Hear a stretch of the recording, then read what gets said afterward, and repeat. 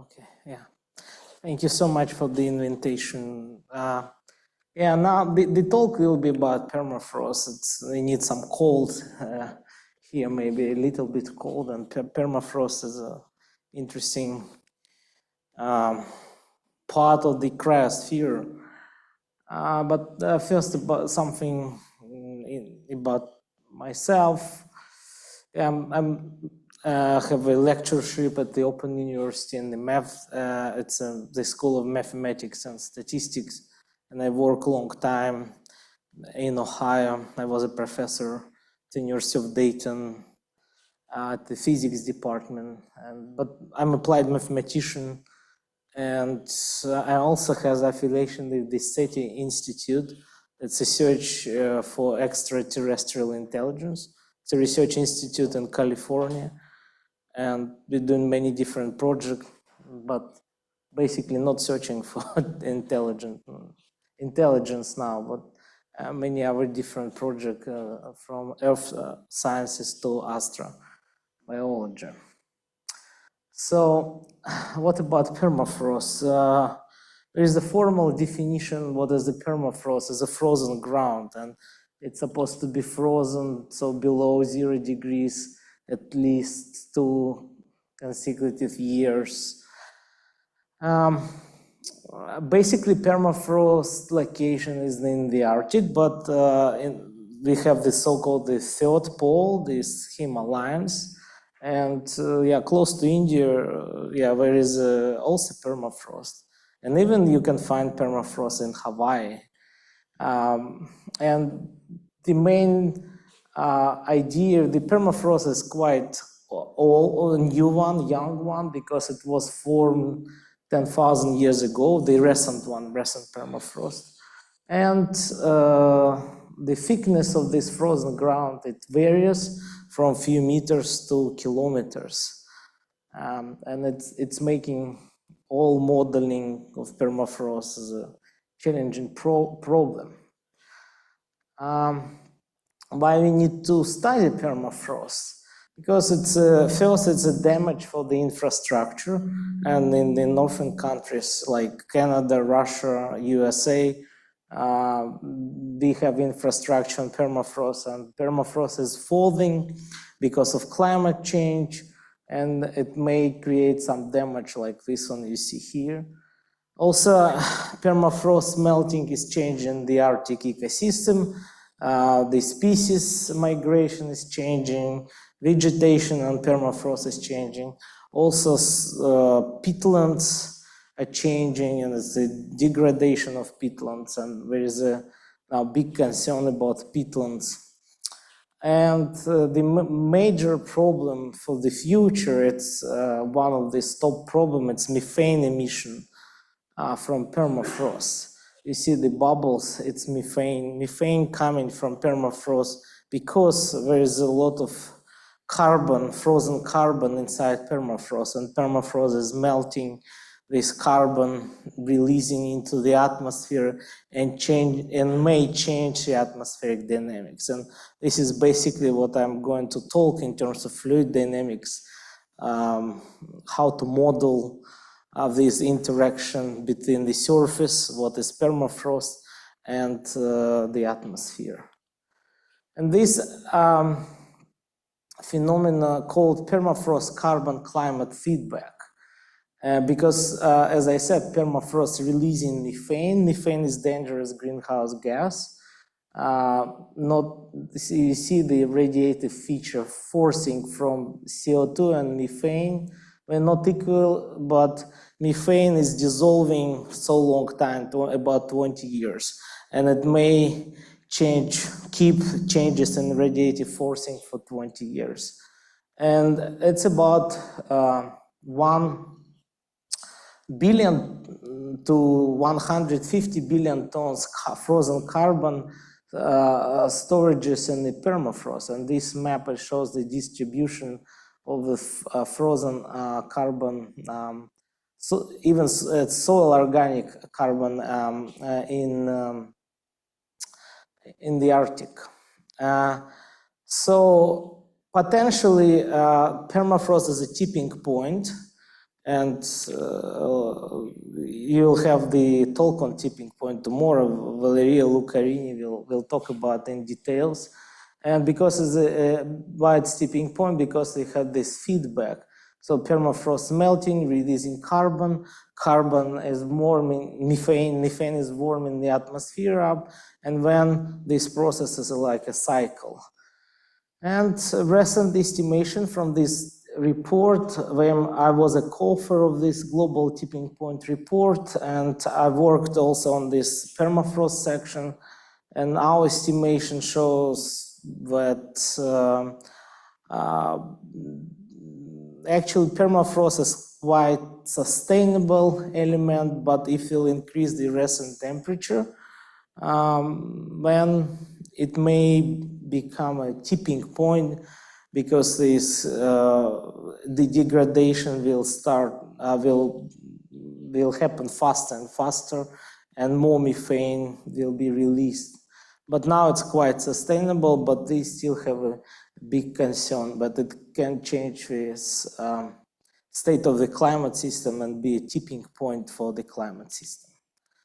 The problem of permafrost modeling, that it's so different. We have three major sources, the major kind of permafrost and major sources of methane.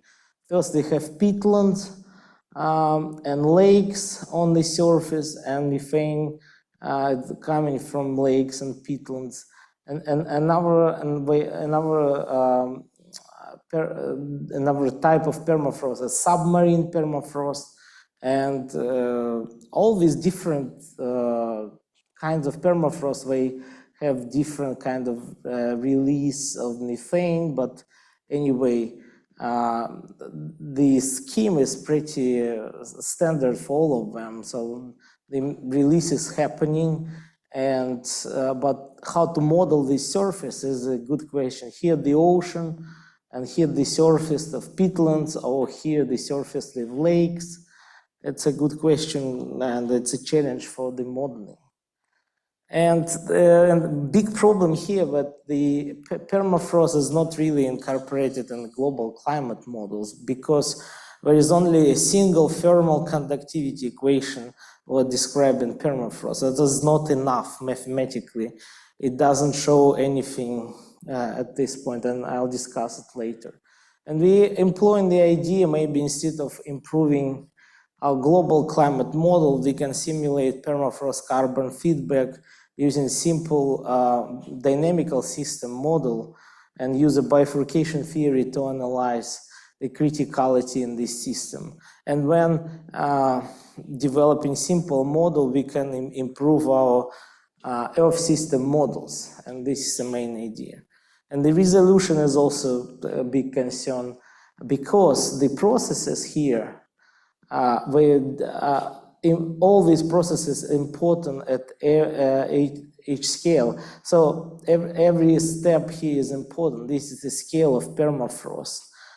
From microbes, what actually producing methane from frozen carbon, to the internal structure of permafrost, to lakes or peatlands, and more complicated, what changing global connection, global feedback of permafrost and climate, and when changing in the climate system. Everything is accountable, but again, the models, they even don't touch anything. They just model permafrost like a thermal conductivity equation, simple equation, how temperature is changing.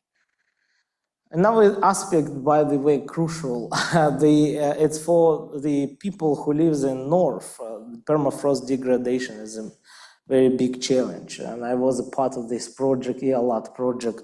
It's about reindeer husbandry in the Arctic, how it's changing. But yeah, permafrost, it's really, these changes are frustrating, and we need to do something. At first, we need to model them. So this picture shows these tundra lakes on permafrost. It's a satellite image, and I will talk about tundra lakes here because it's a major source of methane. But I said there are many different kinds of permafrost and we need to take it into account. But I will concentrate on lakes only here. How to model permafrost, permafrost melting. The main approach here, the Stefan problem should be not a thermal conductivity equation, because we have two layers and a moving boundary. And this moving boundary creates this Stefan problem, and it actually creates this two-level frozen ground and actually some soil, melting soil. And this is the temperature profile of permafrost. So it's interesting because Stefan problem, three-dimensional PDEs, they need to get boundary conditions, initial condition. What is, again, impossible because there are no measurements like that. We can, we have few stations in the Arctic, really rare stations, what actually measuring temperature profile, but they even don't measure any other physical parameters. We develop a model actually based on the field phase modeling and mean curvature flows to reduce Stefan problem to some kind of this phase field model. And it's a well-known Cajun-Alp approach to reducing such kind of PDs to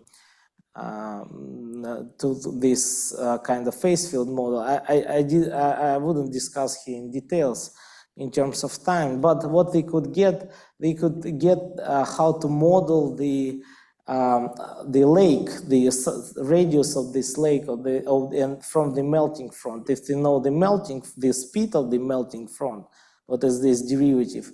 We can model actually this depth of melting or the boundaries of the lakes. And this is the interesting, important, this equation contains two empirical parameters that could be found from some assumptions. But basically, this what can reduce our computation, the complicated Stefan problem, and gives us the idea how to model these boundaries of the lakes, because when permafrost is melting, lakes boundaries are increasing. So, and the next idea, because the boundary is increasing, more methane coming from lakes into the atmosphere. Just this simple logic here. But these boundaries are not simple circles. This size of these boundaries is so different. They employ the Fokker-Planck equation with Pareto distribution to model the size of these lakes. And finally, what they zoom in here is we can find the methane emission rate per unit time from every lake if we know the size of the lake or radius of this lake. And we can estimate this methane emission just using the simple Arrhenius law and the radius of average radius of these lakes, and employ it in the simple toy climate model. So the idea is here the lakes are different sized and methane coming into the atmosphere and changing the state of the atmosphere passing through tipping point. And this is the simplest model, the feedback, when the total methane mass in the atmosphere and beta is the feedback parameter. So knowing this methane volume, the volume of methane emitting from these lakes, average one from our model, we can just employ this simple differential equation, what gives different scenarios for the total methane in the atmosphere. One of these, it's this abrupt changes, time changes of total mass of methane in the atmosphere. But it's a really simple toy model, just accounting feedback between two parts of the system. It's not a good one. We want to get something more complicated. But before that, we need to see anyway how these lakes are changing, because they zoom in way like circles and employ mean curvature flows theory. We can find the moving boundary, but the main, but anyway, they are not really like circles.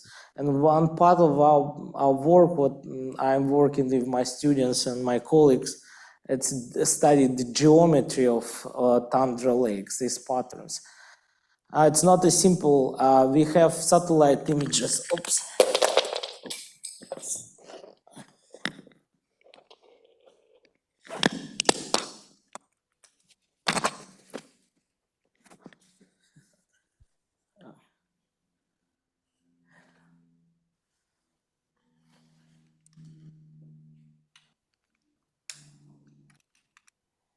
Yeah, sorry. We have satellite images, different kind of optical or radar images. This is SAR images, Landsat images. And first, to get this pattern geometry, geometry means size of this. It will be area perimeter, what we can measure. We employ different machine learning techniques, semi-supervised or unsupervised techniques or supervised techniques to actually get this pattern of these lakes. And the quality is different, depends what kind of method they employing. There's some papers discussing about machine learning methods to get the techniques, what we actually done our group to identify these patterns. If we know patterns geometry, we can measure perimeter area, and we can measure fractal dimension as a geometrical parameter and employ it for modeling. For example, we develop a simple model.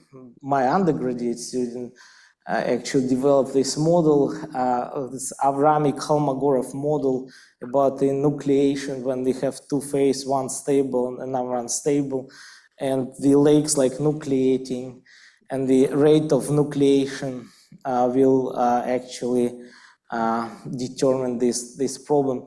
And using fractal dimension from time series of satellites, we were able to model how this fractal dimension changing. From this model, we have modeling parameters and we have real data.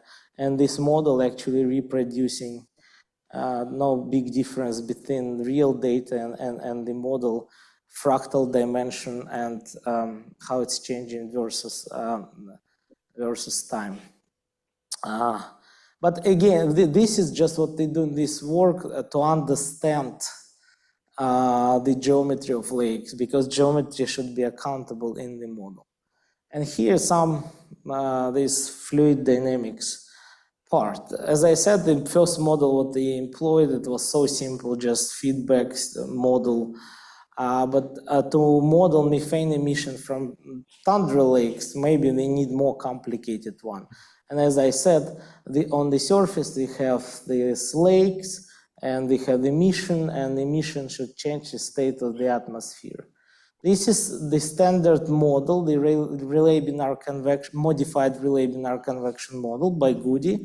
And Goody modified in this way when we have this Oberberg-Busenex approximation, the radiation term for the temperature. But the basic idea, if you hit in the surface, at the top the fluid forming the patterns, like one of this state of the system, binary cells, the binary cells so-called.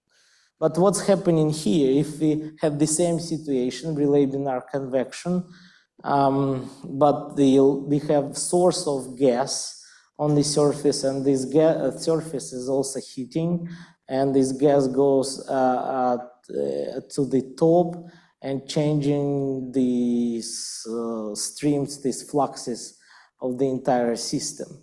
But this is the main idea. It's quite, again, ideal model, but at least Goody and others, like climatologists, they employ this model to study climate system, but it doesn't have many terms of really approaching us to real climate models. But anyway, it was even in incompressible fluid, you may say it's not good, but it was used in climatology for many years. Okay, so the main idea of it's a Navier-Stokes equation for the fluid, the temperature changes, and there's a standard equation, but some additions here. What we have, this is a temperature changes due to radiation effect, incoming solar radiation. And the gas concentration, we have gas what is coming from these lakes. Actually, we assume it's methane. They have a convection, they have a diffusion, and they have a degradation of these molecules, because finally it's dissolving anyway. And yeah, this is the fluid equation, the boundary condition, like a rectangle, not something new.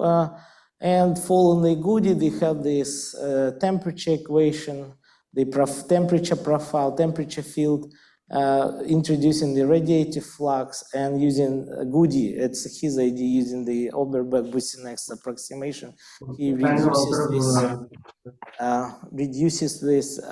reducing this model to this kind of equation with alpha radiative parameter. We don't need to know radiative flux, we need to know measure only radiative coefficient.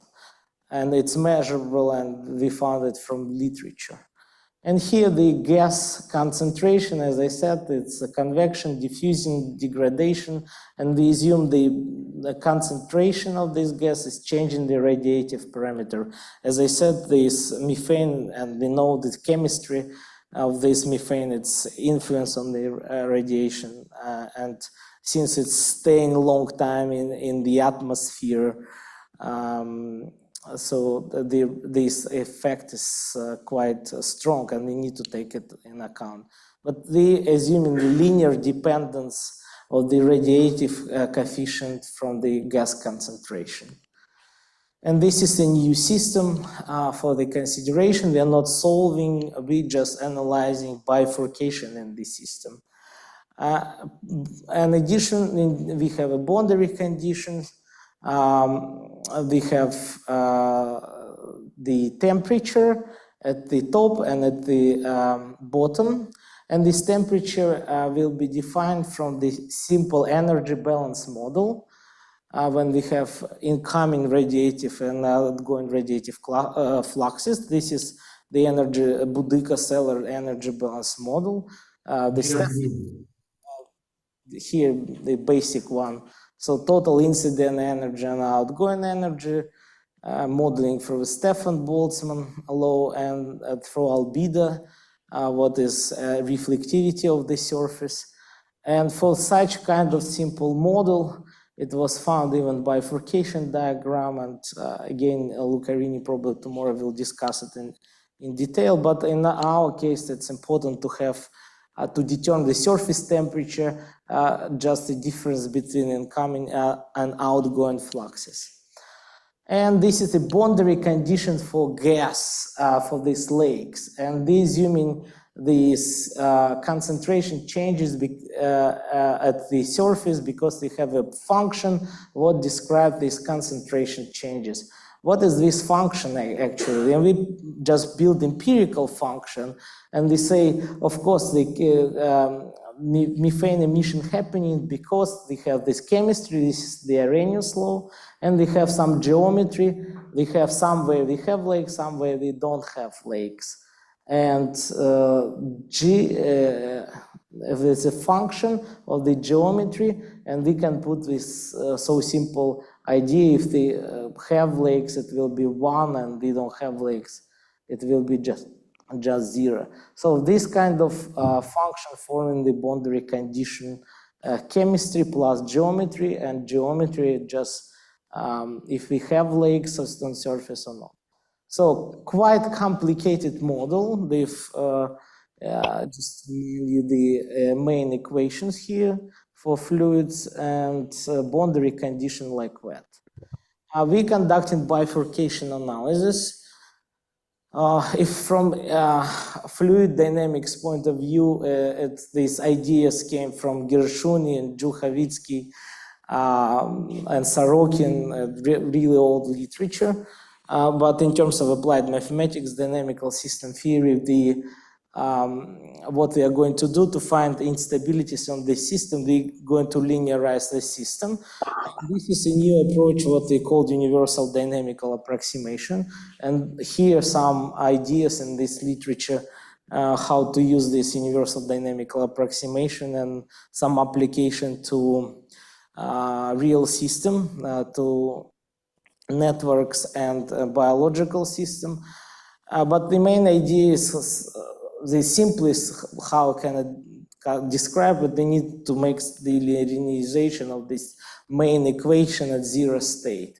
And after that, after linearization, I skipping all these techniques what we actually applied, we have only two equations for the temperature and for the gas concentration. What they actually need to analyze to find these bifurcations and these new boundary conditions and this period function for methane emission, what was defined by chemistry and geometry, now becoming the boundary condition becoming like this simple equation. There's a B, how this bed function mu changing the derivative actually with respect to temperature, because temperature on the surface is changing, and when chemistry is changing, geometry is changing because everything is melting. And beta now is a bifurcation parameter in this system. And when we just using these two equations and these boundary conditions, we can analyze and find instabilities in this system. Just D6 solution in this shape for the temperature and concentration, introducing lambda as a spectral parameter, and finally we get this integral differential equation, what could be resolved maybe numerically, but we don't need it. We just looking for the modes in K, the modes in this equation, and resolving for gamma, for lambda, sorry, as a spectral parameter, and K is a mode, and beta is a bifurcation parameter, and for if we have these modes, a single mode K, we can estimate the bifurcation parameter like a real part of the spectral parameter, and find some kind of critical beta when bifurcation is happening. And physically, this critical value, this bifurcation will be defined from this function, simple function, where every single parameter can be estimated. So there's a real physics. And this bifurcation parameter is a critical value of the gas in the atmosphere to shift the atmospheric dynamics. And it's so-called rate-induced tipping point now in the literature. And maybe again, Lucarini will talk about rate-induced tomorrow, but this is what the simple conclusion is. We need to change the level of methane emission in the atmosphere in 1,000, 10,000 times to shift the atmospheric dynamics. And for the surface temperature, we actually found that this is bistable function. We now here in its unstable state, and if we increase this methane level, go through bifurcation point, we go to a new stable state, but the temperature will be bigger than now, and the atmosphere changing like in our model, of course, like some planet covered by homogeneous greenhouse gas fog, like a mist every day, and like something like in England, what you can you can see every day. So but it's a toy model. How to improve? Some last slide. Why this chemical reaction happening was by this frozen carbon transferring to methane, because there is this phenomenon called methanogenesis. Methanogenesis happening because in this folding layer of permafrost, they have bacteria, and bacteria actually eating frozen carbon, producing basically methane and also CO2, but much less CO2. And basically the product of consumption of frozen carbon is methane. And if you remember, we had this function as a boundary condition defining the gas concentration, and we discussed it could be geometry times the Arrhenius law. But we want to replace the Arrhenius law, this just some simple chemistry, by the abundance of bacteria's population, because again methane, bacteria is producing this methane, and this bacteria's population, the abundance, will influence on this rate of chemical reaction. But again, we have limited information of this bacterial community in permafrost, and we just use the simple function, the Gaussian function, describing how this abundance changing depends on the temperature, what is your surface temperature. And at some optimal temperature, as some experiments and observation shows, this population, it has a huge diversity of bacterial population in permafrost. And we taking into account, like our function mu now, it's just a Gaussian function. And the parameter, by the way, alpha, what is radiative coefficient, it's not now, it's still linear dependence on gas concentration, but also we take into account not only the concentration of methane what coming from lakes, but also so-called the background emission, like for example CO2 background emission from this lake. And the same idea, the same model, but the different boundary condition now. And we again can find a new bifurcation parameter. What is this function now? Like more complicated, but actually depends now on thermal conductivity of the surface and the average concentration of greenhouse gases in the atmosphere and the background emission of these the other gases, like here is the methane and here is the CO2. And this system exhibits for the surface temperature now the pitchfork bifurcation, what is more complex. Not as I showed a few slides ago, it was a bistable state for the surface temperature.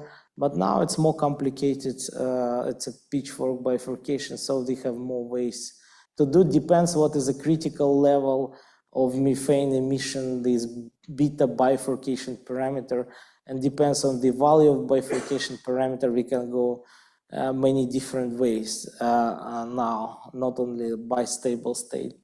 And finally, we made some numerical experiments when we have different diversity, biodiversity in microbial population, 3 species and 100 different groups of species, not species, different colonies, microbial colonies. And we see when biodiversity happening, this onset of bifurcation is a little bit different, and this system is more stable. If we have not, we use normal distribution, but if we use uniform distribution for our boundary condition, not actually like big changes in the dynamics of the system, but they also found that the emission level and the surface temperature will depend on standard deviation and the mean of the distribution. So it's saying we need to be more precise on how to model the microbial colonies distribution. So, but again, it's kind of observational question. But the main conclusion here that the biodiversity mitigates the onset of bifurcation in this toy model. Okay, so the main conclusion here, but if we're building more complex model of atmosphere permafrost interaction, first we need to take into account the surface geometry because it's complicated. It's not just a rectangle and it's some kind of surface pattern, and we need to understand how to model it, analyzing real data even, using remote sensing, for example. Second, I presented the intermediate complexity model involving fluid dynamics of the atmosphere and the atmosphere-surface interaction. It's more complicated than simple climate models, but not still global climate model, but these kind of models can be employed to improve our global climate models in terms of modeling permafrost carbon feedback. Permafrost carbon climate feedback. And finally, we need to take into account microbial colonies, microbial population, because they really influence on the onset of bifurcation in the system. And as I show, these small changes at micro level can shift the global tipping point, actually. Again, the current model, they don't take it into account. Thank you.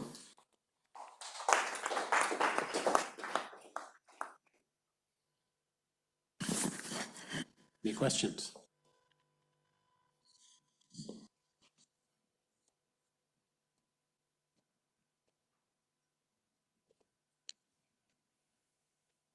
I would just ask, can you just say a little bit more about how microbial diversity affects this? Is it that different microbes have different parameters for sort of CO2 versus methane, or is it something about spread of a distribution? Is that how it's built in? No, how you get it into the model. Yeah, the idea here. So because the diversity, it will be this function built on some optimal temperature. When we have some optimal temperature for the system to be really diverse, and if we have more diverse population, we can resist these temperature changes, and they can be more sustainable at this point.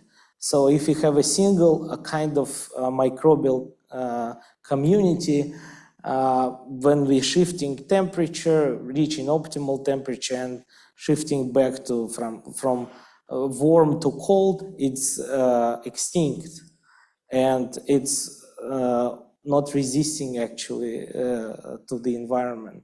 But if we have more diverse, more different colonies, it's getting more stable, and it's resisting and surviving. So, and because yes, the temperature usually it's cold and good and optimal condition for them, but then the permafrost is melting, so the temperature is increasing, and we're reaching some kind of optimal temperature when we're living really good. But what's happened next? If it's dropping down again, the population can extinct immediately, but because of way diverse, way resisting and surviving. But at the same time, as model shows, it can kind of delay this onset of bifurcation in the system.